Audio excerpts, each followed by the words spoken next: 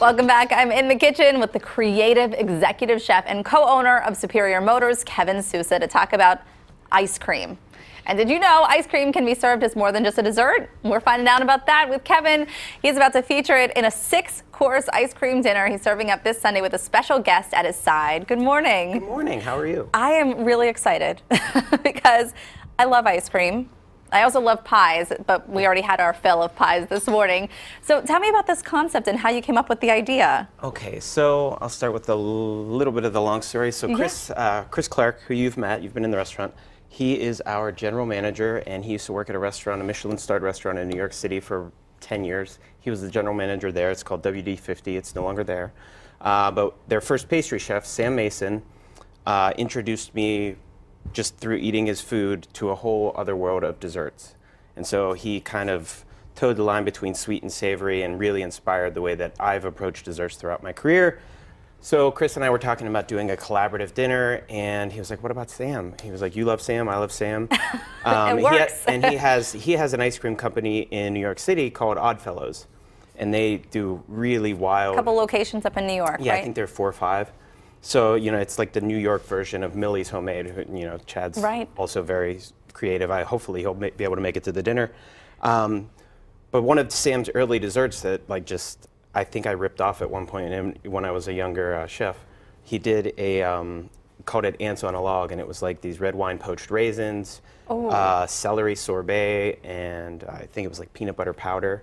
Yeah, you wouldn't think of a celery-style ice cream or sorbet. Yeah, so we're doing a lot of funkier things than that on this one. And we basically just, a couple weeks ago, we started to bounce ideas back and forth. And how it turned out is we were like, Sam, why don't you come up with some ice cream flavors, and we will do what we do around the ice creams. So every dish is centered around an ice cream or a sorbet. So there will be 6 menu items. Correct. And 4 of them will be savory. 2 of them will be more dessert-like. And even the dessert kind of toes that line. Yeah. Okay. So I mean, Sam he's well known for his maitake mushroom malt ice cream with peanut. And it's like one of his mushroom. It's one of his most popular items. Chris Clark actually, he was like, we have to do something with that. Don't knock it until you try it, kind of thing, right? So we actually opened, and I don't think that I was directly, you know, influenced by that flavor, but we used to do a shiitake mushroom and chocolate timbal on our menu at Bavois at Superior. Fantastic. Okay, so tell us a little bit about this, because this is like a tartare, a beef tartare? Yeah, so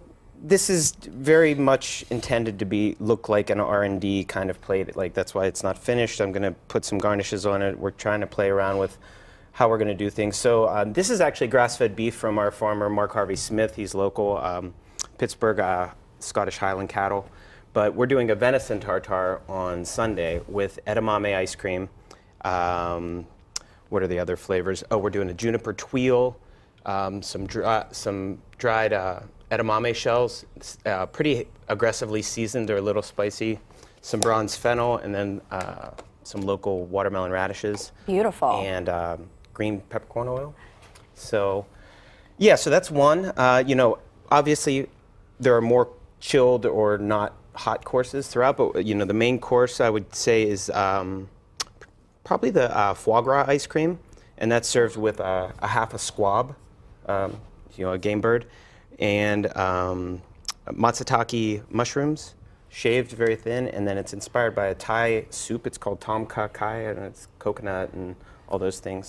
So are you very excited about the dinner? Yeah, it sounds very interesting. Yeah, Sam is a super cool guy, and he's wildly talented, and you know, the staff are really excited about working with him, and you know, anytime I get the opportunity to learn from someone of his caliber, you know. It's really cool to work together. And if you haven't been to the restaurant, it is a nice space to check out.